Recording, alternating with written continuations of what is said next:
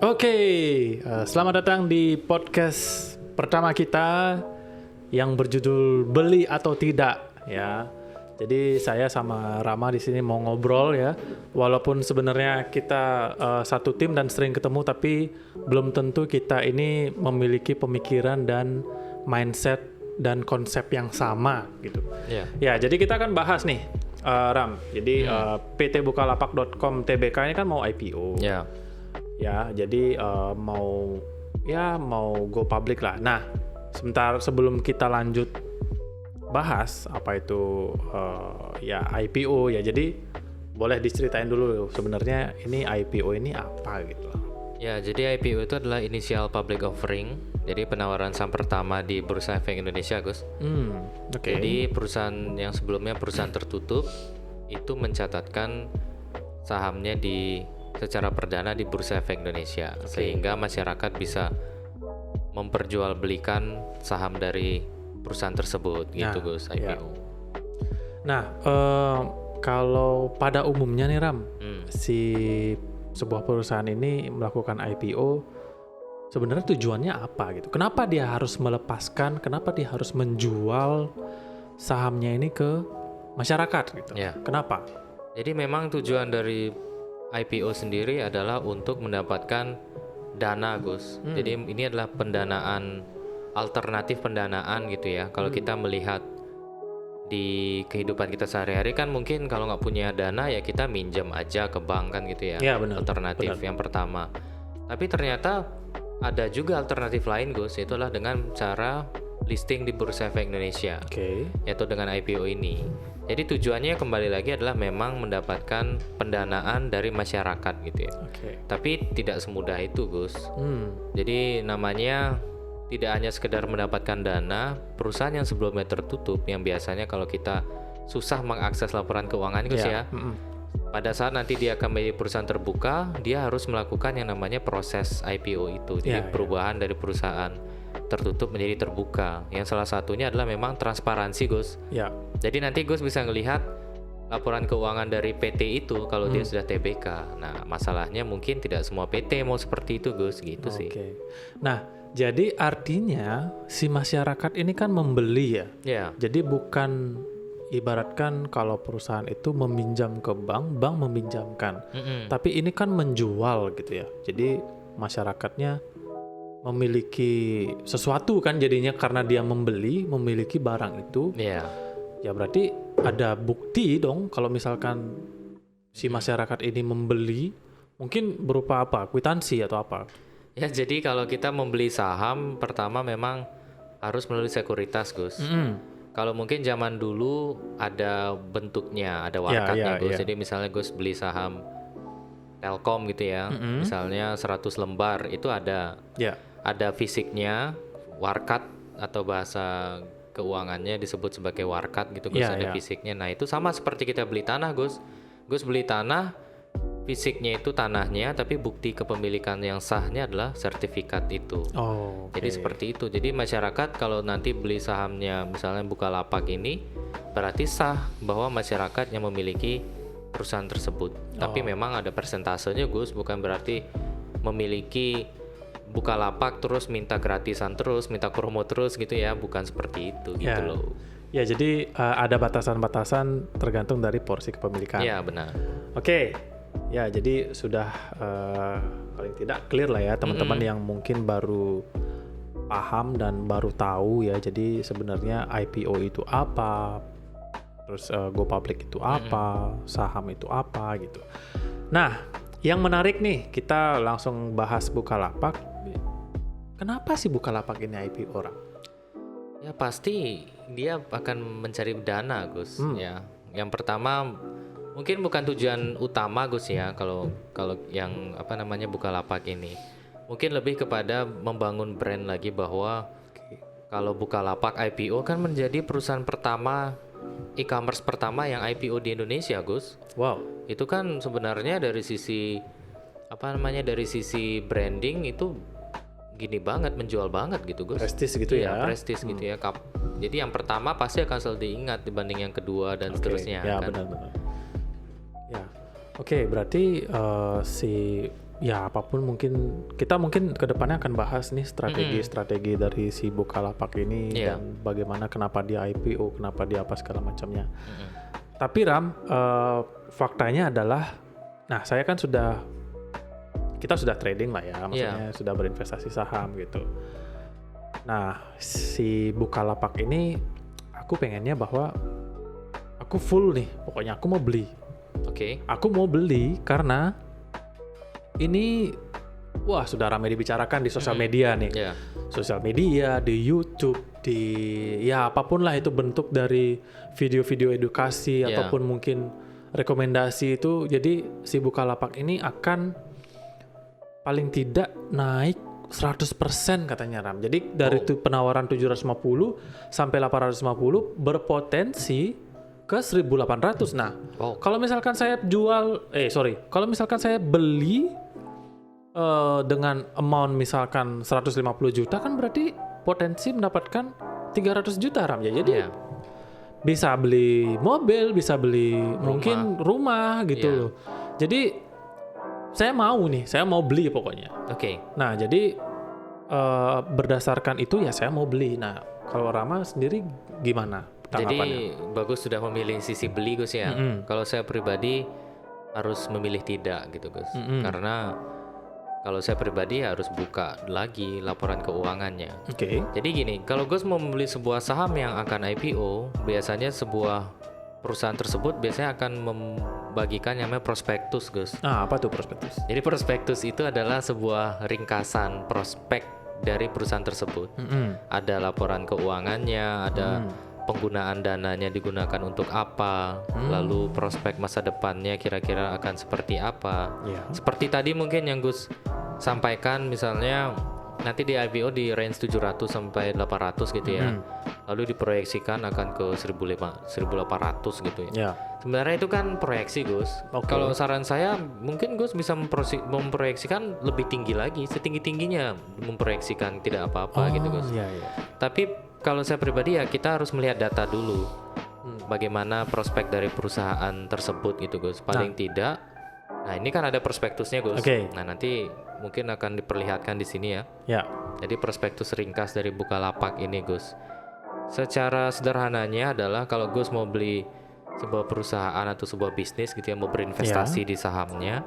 Kalau saya pribadi harus melihat perusahaan itu apakah untung atau enggak Gus. Laba atau rugi. Sederhananya kalau perusahaan yang kita beli ya, atau yang Gus tadi hanya based on rumor gitu ya, atau based on sosial media, saran saya mungkin Gus harus lebih melihat lagi perusahaan tersebut gitu Gus. Apakah perusahaan tersebut paling tidak ada laba atau enggak gitu Gus. Jangan dong asal beli kayak gitu. Ya tapi kan di luar itu ya ini saya juga baru dengar yang namanya old economy, new economy. Nah dari situ juga jadinya berpikir bahwa kita kalau mau trading atau investasi saham itu nggak harus untung sahamnya, yang penting dia bisa ngasih kita return, yang penting bisa ngasih kita cuan, ya udah beli aja gitu.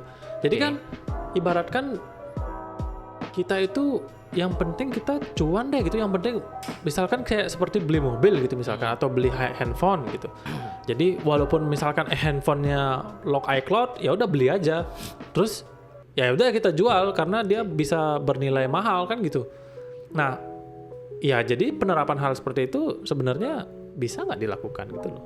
Ya kalau saya sih masih tetap pengen beli gitu. Ya nggak masalah Gus kalau memang mau beli hanya berdasarkan persepsi itu saja gitu.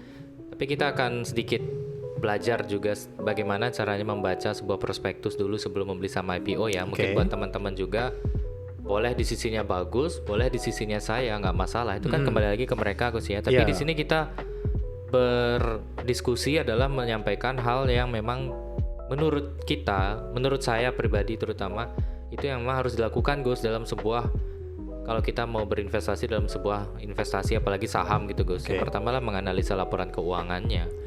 Nah kita lihat di sini deh, nanti boleh dilihat di sini juga ya. Contohnya adalah dari laporan di prospektus nih yang saya baca. Ternyata dari tahun 2018, nah ini Gus, nanti bisa lihat dari 18, 19, 20. 18, 19, 20 itu sebenarnya minus Gus atau rugi perusahaan ini selama 3 tahun berturut-turut.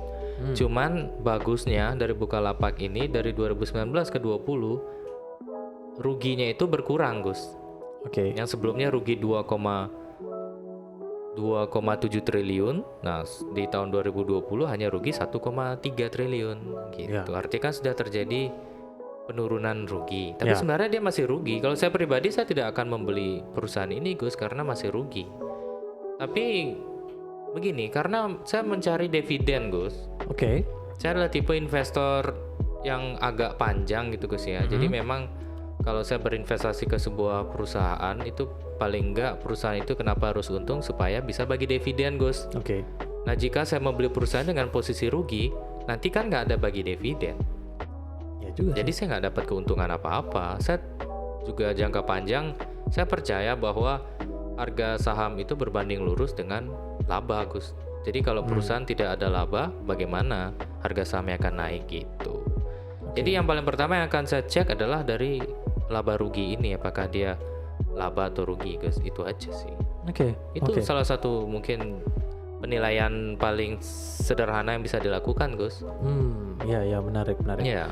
Karena gini juga Ram, jadi fenomena kita selama pandemi ini kan, ya katakanlah ikan cupang, terus janda bolong, janda tidak bolong, atau apapun lah nama tanamannya itu, memberikan return juga gitu loh. Padahal kita tidak menyangka. Nah, saya kan juga berpikir, siapa yang nyangka si Bukalapak ini akan IPO gitu. Jadi kan kita memanfaatkan kesempatan yang ada untuk mendapatkan return walaupun si perusahaan ini rugi.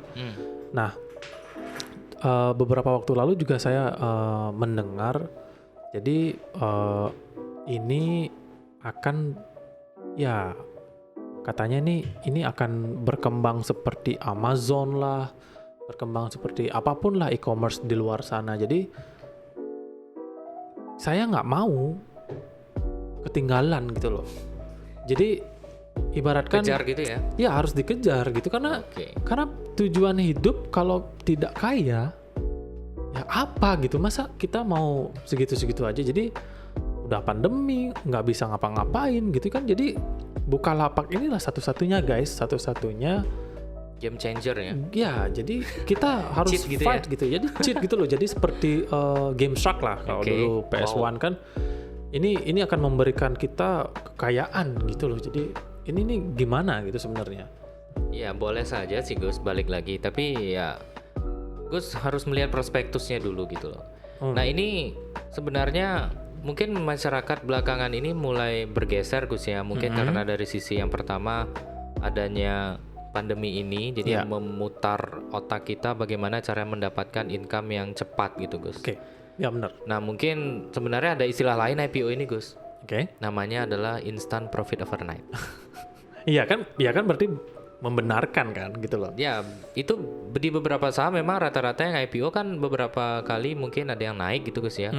Tapi begini saja sih Gus, kalau saya pribadi, kalau saya mungkin akan membeli saham ini pada saat sudah di pasar sekunder Gus. Jadi saya nggak beli dulu pas fase book building. Jadi di fase sebelum IPO kan ada masa penawaran di pasar perdana Gus ya. Itu di masa book building, saya nggak ikut di situ Gus. Karena saya nggak berani, karena walaupun uang dingin, tapi saya takut Gus. Saya kan tipenya tidak terlalu berani gitu ya. Nanti yang saya pikirkan kalau naik ya nggak usah difikirkan, tapi kalau turun dan drop gitu loh pada saat IPO, nah itu saya agak sedikit pusing Gus, karena balik lagi ya saya tidak terima dengan penurunan itu. Maka dari itu biarkanlah nanti pada saat di pasar sekunder Gus, pada saat sudah ada pergerakan gitu ya, sudah mulai kita lihat, kita akan buktikan hype Bukalapak ini deh pada saat di pasar sekunder, apakah akan melesat seperti Amazon atau malah terjun begitu. Karena menurut saya sesuatu yang berlebihan itu, apalagi yang ekspektasi berlebihan Gus ya, itu bisa saja juga hasilnya tidak seperti yang kita harapkan. Jadi saya biarkan saja, nanti mungkin saat sudah di pasar sekunder dan sudah laba perusahaannya sudah ada peningkatan laba, mungkin pertumbuhan dari paling enggak dari tahun pertama ke tahun kedua, mungkin saya mulai beli Bukalapak. Toh juga saham beredar yang dilempar ke publik gede Gus, 25% kan? Wow, gitu. Ya. Nanti saja deh saya beli di pasar sekunder, santai aja gitu. Ya, oke. Ya, walaupun sebenarnya mungkin Rama masih kita tidak bisa goyahkan ya. Maksudnya kita tidak bisa ajak dia juga untuk membeli ya. Ya, saya akan tetap beli. Saya tidak. Ya, jadi ini juga akan mengajarkan untuk teman-teman, putuskanlah diri teman-teman sendiri. Benar. Jadi ya walaupun memutuskannya adalah dengan mengikuti saya atau Rama, itu sebuah keputusan juga, tapi teman-teman yang punya keputusan. Nah Ram, walaupun kita berbeda pendapat nih gitu, jadi walaupun kita juga satu kantor dan kita juga sering menganalisis everything pokoknya bareng. Nah buat teman-teman di rumah itu apa nih pesannya Rama untuk si Bukalapak ini? Ya, pesan saya untuk teman-teman yang mengincar saham IPO ya, atau IPO hunter gitu ya. Ya, IPO hunter ya. Yang pertama memang teman-teman harus baca dulu prospektus ringkasnya. Baca dulu perusahaan ini seperti apa gitu ya. Dan jika menurut teman-teman ini layak dibeli, dalam tanda kutip layak ini adalah paling enggak ada laba Gus. Ya boleh beli. Dan yang kedua, yang paling terakhir, yang paling penting adalah belilah dengan uang dingin. Ya. Jadi jangan menggunakan uang minjam gitu Gus, apalagi kan ini hype ya. Iya, Bukalapak ini potensi akan 700 ke 1.800, hampir 100% lebih gitu ya. Aku mau minjam uang ke bank, aku mau gadai seluruh harga diriku gitu misalnya. Mendapatkan uang lalu membelikan seluruh uangnya ke saham Bukalapak. Pada saat sudah di pasar sekunder harganya langsung blok. Ya, hati-hati. Ya. Itu aja sih pesan saya, uang pelajari dan uang dingin. Oke. Ya, jadi teman-teman, walaupun saya masih akan tetap beli gitu, jadi teman-teman juga memang harus belajar ya. Jadi belajar bahwa memahami sebuah perusahaan itu seperti apa. Karena saya paham dari sosial media. Nah, itulah membuat saya pede untuk mau membeli. Cuman dari Rama kan paham dari sisi perusahaannya sendiri gitu. Jadi saya nggak baca, Rama yang baca gitu. Nah, teman-teman ini punya keputusan sendiri. Nah, jadi ini mungkin juga akan menjadi closing statement kita, Ram. Jadi bahwa setiap keputusan itu teman-teman berinvestasi adalah untuk teman-teman sendiri. Jadi tingkatkanlah mungkin knowledge, walaupun dari apapun. Jadi bukan dari buku aja, dari sosial media juga bisa, dari YouTube juga bisa. Membaca hal seperti Rama ini juga bisa, walaupun mungkin buat teman-teman membosankan, tapi ya menurut saya itu juga adalah hal yang perlu gitu loh. Jadi ya mungkin nanti deh saya akan baca Bukalapak prospektusnya ini ya, nanti ya pas turun aja baca Gus. Ya. Oke guys, sekian dulu dari podcast kita hari ini. Jadi kita berbincang ya tentang Bukalapak. Mungkin teman-teman juga akan mendapatkan sedikit insight mau memilih siapa, bukan memilih ya, mau memutuskan untuk ikut siapa. Jadi itu adalah keputusan teman-teman sendiri. Bijaksanailah. Saya juga sudah memikirkan resikonya. Rama juga sudah memikirkan resikonya. Nah, teman-teman sendiri harus memutuskan resikonya. Oke guys. Sampai jumpa lagi ya di podcast selanjutnya, beli atau tidak. Kali ini spesial untuk Bukalapak. Thank you.